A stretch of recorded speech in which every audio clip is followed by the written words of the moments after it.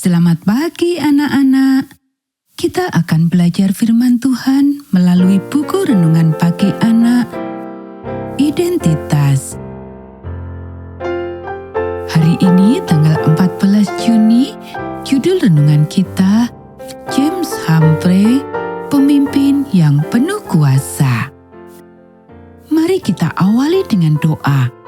Bapa di surga, kami akan belajar firman Tuhan. Tolong kami supaya kami dapat memahami firman Tuhan. Dalam nama Tuhan Yesus kami berdoa. Amin.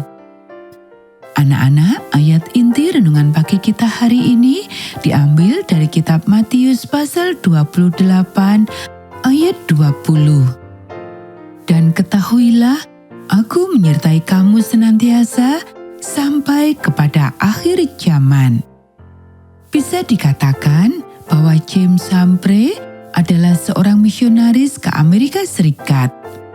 Dia lahir, dibesarkan, dan dididik di Jamaika, di mana dia mendapatkan penghargaan sebagai siswa dan pembicara yang berbakat. Dia menikah dan menjadi pendeta baptis. Humphrey memiliki penampilan yang memerintah. Untuk satu hal, tinggi badannya lebih dari 6 kaki dan cukup ramping sehingga menarik perhatian kemanapun dia pergi. Untuk hal lainnya, dia menata rambutnya dengan gaya pompadour, membelah di sebelah kiri dan menumpuknya di sebelah kanan. Seiring bertambahnya usia, rambutnya menjadi berwarna garam dan merica dan kemudian menjadi putih bersih. Sehingga hal ini juga menarik perhatian. Namun semua itu tidak penting. Yang penting adalah kemampuan bicaranya yang karismatik dan meyakinkan, baik di depan umum maupun empat mata. Dia prihatin sepanjang hidupnya tentang masalah mereka yang seperti dia adalah keturunan Afrika.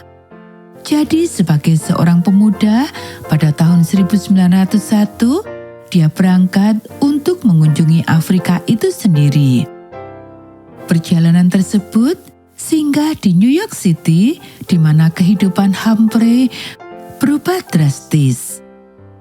Di New York, seorang pria bernama Carroll telah bertobat menjadi anggota Advent sebagai hasil dari pekerjaan S.N. Haskell.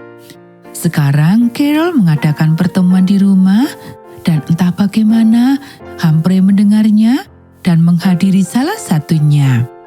Anak-anak, ia berpikir bahwa apa yang didengarnya masuk akal dan sederhana. Jadi, dia meninggalkan pelayanan baptis dan menjadi seorang Advent hari ke-7.